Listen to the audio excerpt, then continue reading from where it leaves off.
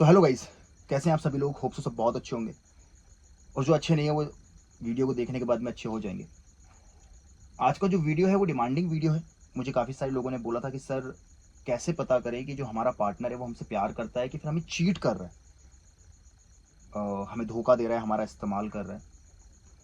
तो आज के इस वीडियो में मैं आपको यही सारी चीज़ें बताने वाला हूँ कि अगर आपका पार्टनर ये कुछ चीज़ें कर रहा है आपके साथ रिलेशन में, तो वो आपको चीट कर रहा है और वो सिर्फ आपके साथ टाइम पास कर रहा है।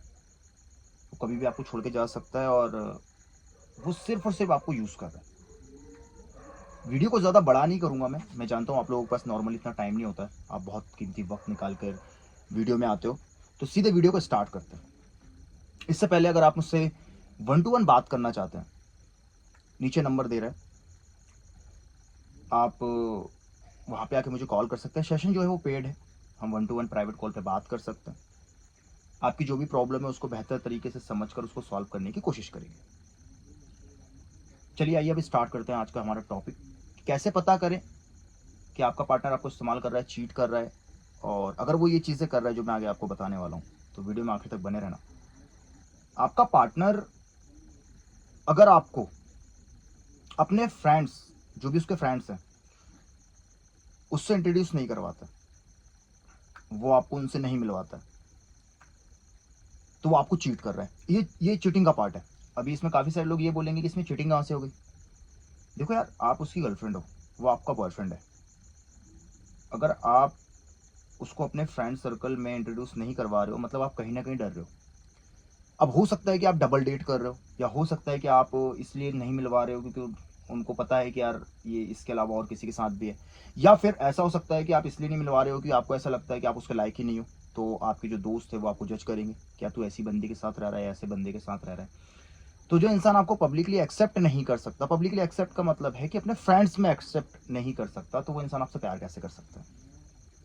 अगर आपका बंदा या आपकी बंदी जो भी है वो अगर आपको अपने फ्रेंड सर्कल में इन्वॉल्व नहीं कर रही है, कि चलो इन्वॉल्व करने का अलग चीज़ हो गई, अगर इंट्रोड्यूस भी नहीं करवा रही है, मिलवा भी नहीं रही है या मिलवा भी नहीं रहा है, तो दो रीज़न यहाँ पे स्ट्रॉन्ग बनते हैं। पहला, या तो वो डर रहा है कि अगर मैं इसको वहाँ पे इंट्रोड्यूस करवा दूंगा तो मैं जो उसको चीट कर रहा हूँ, जो और भी लड़कियों उसमें बात कर रहा हूँ या और भी लड़कों उसमें बात कर रही हूँ, तो वहाँ पे शायद प्रॉब्लम आ जाए, तो इसलिए उसको वहाँ पे रखो ही मत, उन लोगों से मिलवाओ मत, हटा दो। पहला तो ये रीज़न हो जाता है। दूसरा ये कि वो आपको अपने लायक ही नहीं समझता, या फिर वो आपको अपने लायक ही नहीं समझती, लेकिन फिर भी यूज़ करने के इंटेंशन से, टाइम पास के इंटेंशन से आपको अपने साथ रखी है, रखा है।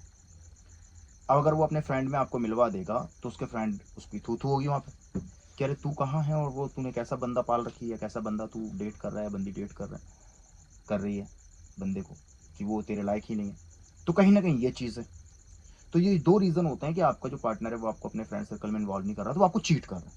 इस बात को आप समझ लो, ये चीटिंग का पार्ट है। दूसरी चीज़, अगर आपका पार्टनर बात बात पे अपने आप को ऊपर दिखाने की कोशिश करता है, हर एक बात, जब भी आपके बीच में किसी बात को लेकर मिसअंडरस्टैंडिंग होती है, लड़ाइयाँ होती है, झगड़े होते हैं, तो वो हमेशा आपको ये ताने मारता है कि तुम मेरे लायक नहीं हो, तू मेरे लायक नहीं है, मुझे तो तुझसे अच्छा मिल जाएगा या मिल जाएगी, वो तो मैं तेरे साथ रह रहा हूँ, तेरे अंदर ये कमी है, तेरे अंदर वो कमी है, तू ऐसी है, तू वैसा है, तू ये है वो है।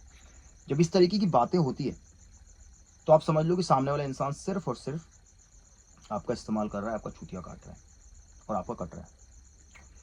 तीसरी चीज, अगर आपका पार्टनर बार बार छोटी छोटी बातों पे आपको छोड़ के चले जाने की धमकी दे, या आपको बार बार ब्रेकअप की धमकी दे कि ब्रेकअप कर लूंगी या कर लूंगा, और तुम ये करते हो तो मैं ब्रेकअप करके चली जाऊंगी या चला जाऊंगा, तो इससे सीधी बात समझ में आती है कि वो जो इंसान है वो आपसे इमोशनली कनेक्ट नहीं है। उसको कोई फ़र्क ही नहीं पड़ता आप उसकी लाइफ में हो या नहीं हो, क्योंकि वो बार बार छोटी छोटी बातों पे आपको तो ब्रेकअप की धमकी दे रहा है, तो वो रेडी है। इस चीज़ से ये समझ में आती है कि वो रेडी है।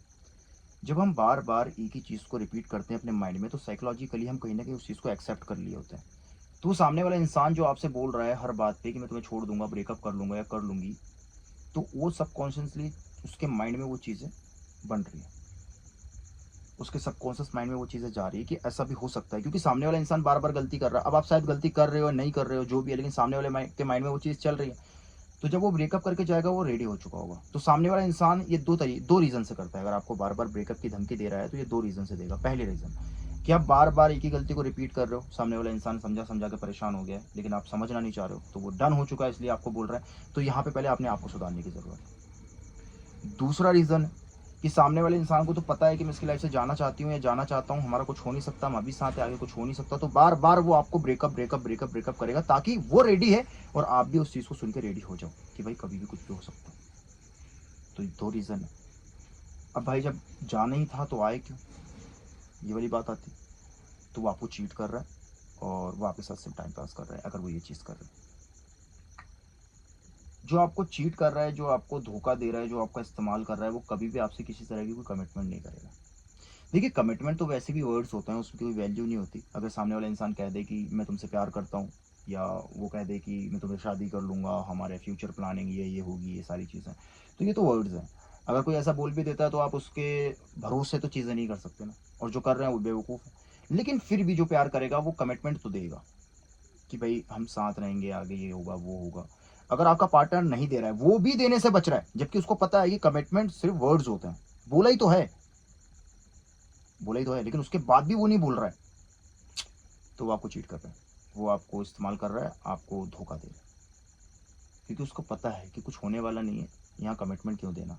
और कल को मैं चला जाऊँगा या चली जाऊँगी तो फिर ये मेरे पे फटेगा कि तूने तो ये बोला था, वो बोला था, और फिर ये करके जा रहा है, तो क्यों अपने ऊपर ये सब चीज़ों का ब्लेम लेना? तो बोलो ही मत।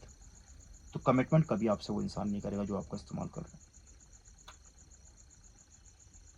रिस्पेक्ट, वैल्यू और केयर, वो तो चाहेगा आप उसकी करो, लेकिन वो आपकी टाइम टू टाइम धज्जियाँ उड़ाता रहेगा।